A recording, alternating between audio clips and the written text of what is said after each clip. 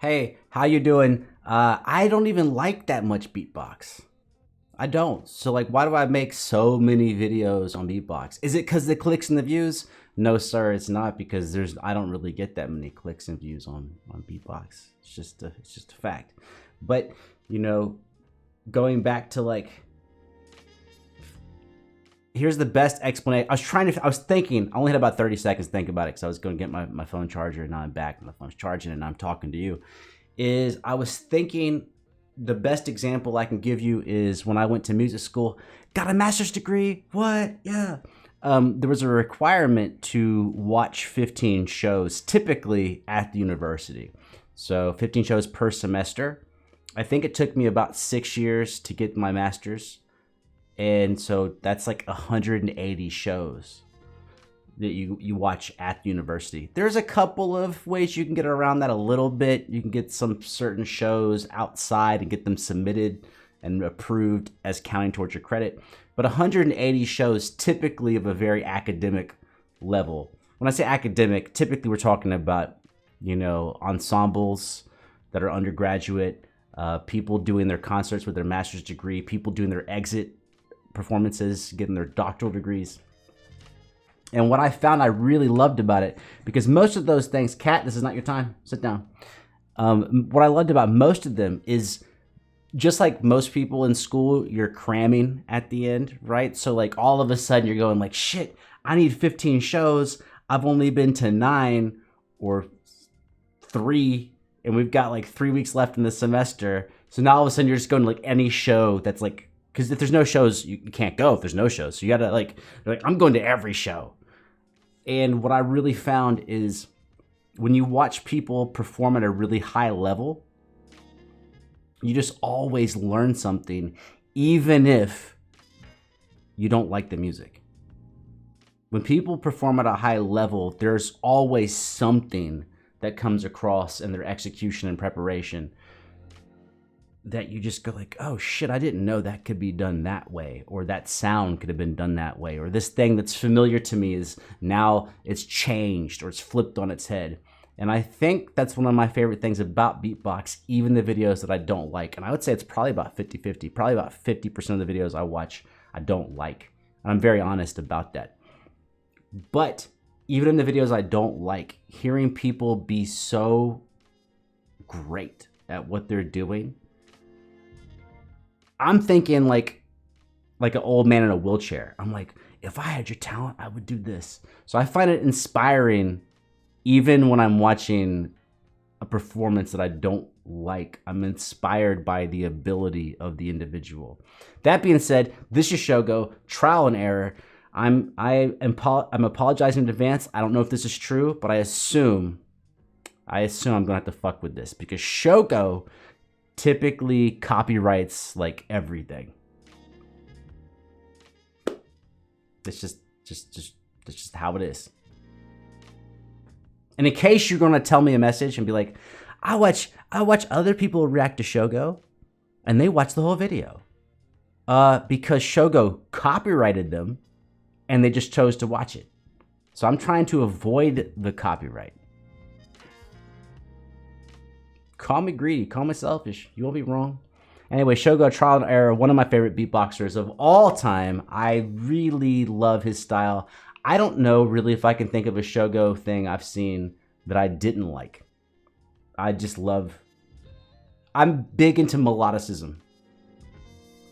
I like a strong melody. I don't really like a heavy emphasis on percussion and percussion techniques. I know they're hard as fuck, but it's not really like my thing. I'm not into drum solos, so it would make sense that I'm not into beatbox drum solos. But I think Shogo does a great job with his arrangements and how he treats the bass and the melody and the inner voices. That being said, shit, this might be the first one I hate. Let's go, trial and error.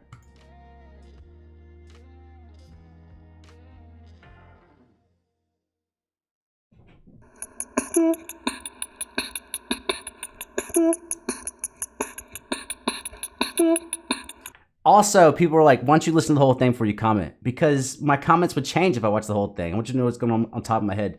So like right now, that's exactly what I was telling you about. is melody and percussion. Now his melody is one single pitch. He has one pitch. I think it's that note. I can't even maintain my pitch. But the percussion is not complex. The note he's not doing is complex, and you can tell he's going to interlock them in a cool, growing way. He's going to grow the groove.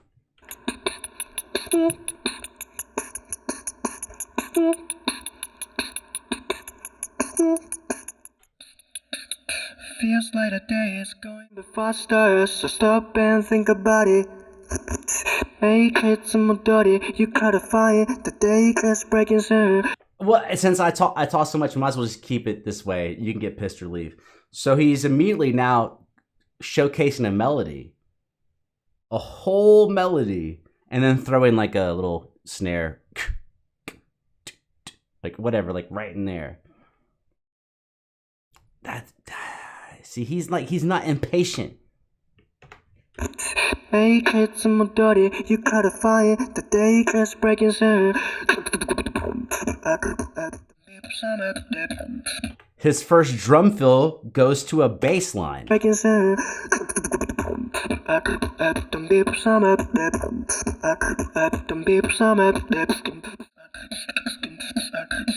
No time to waste. Yes, sir. So he's got the top note going, dude. Can I sing it? Dude, dude. And then so he's going high, low, and then the bass is going duh, dum.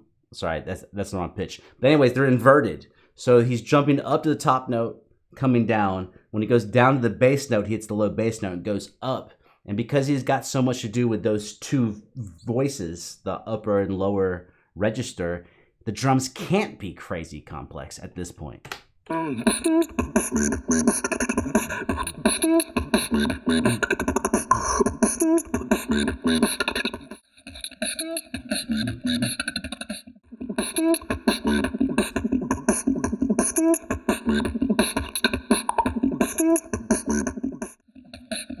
No time to. Yes, sir.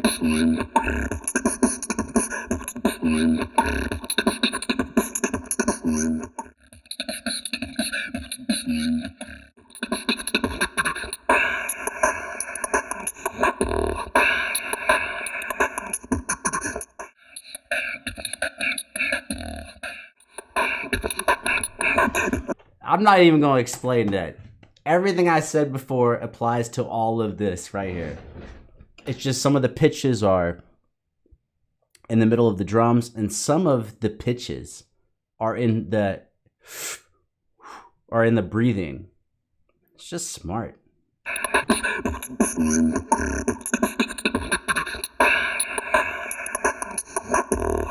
What?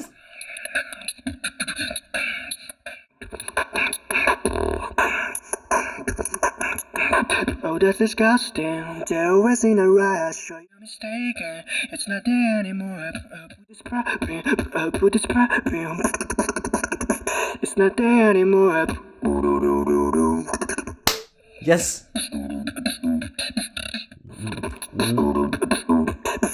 Do do do do. I just have to see if I can find it. Do do do do do do do do. It's not chromatic. Let's go to that note though.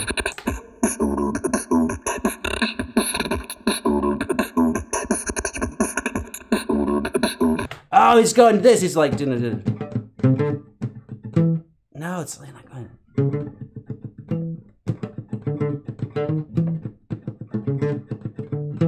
It's like right in there. It's not quite chromatic.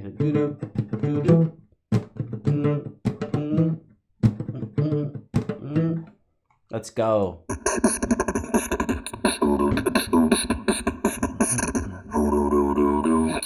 That was chromatic. That was D, D sharp, E. That was do do do do.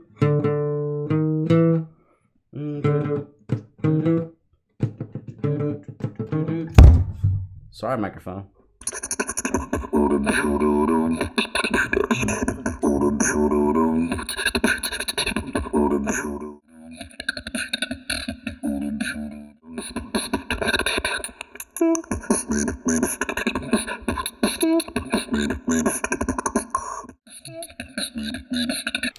what's that?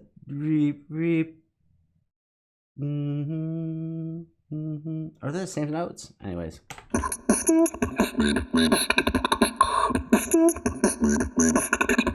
think they are. No time to waste.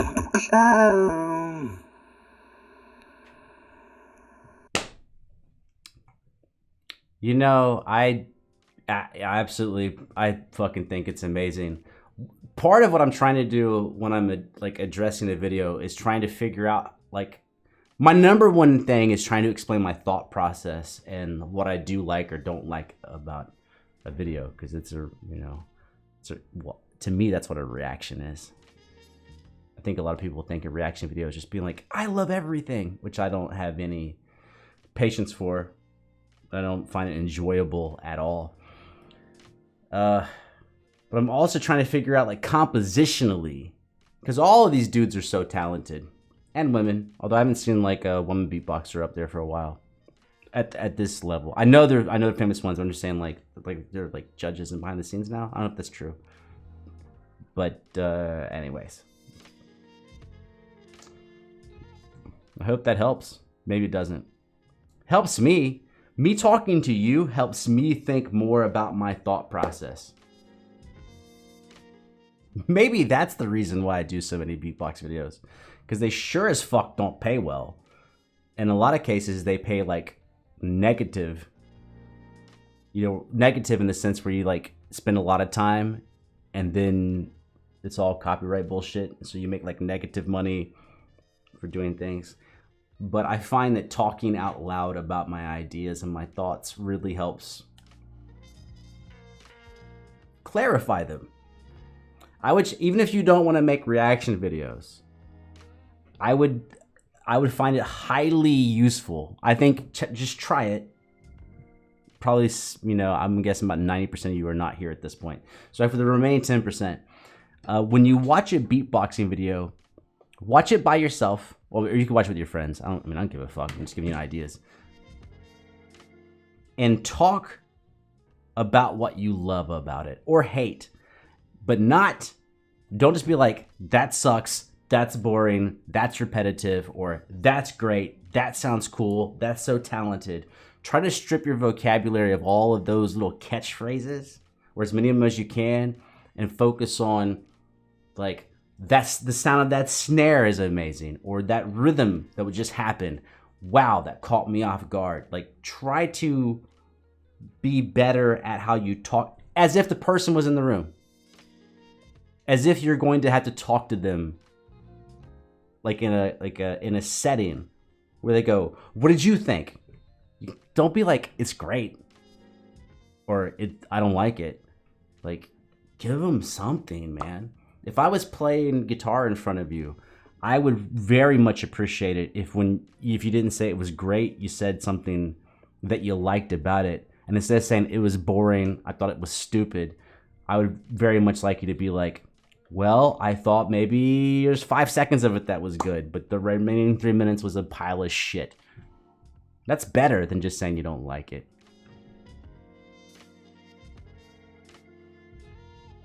Doot doot doot doot.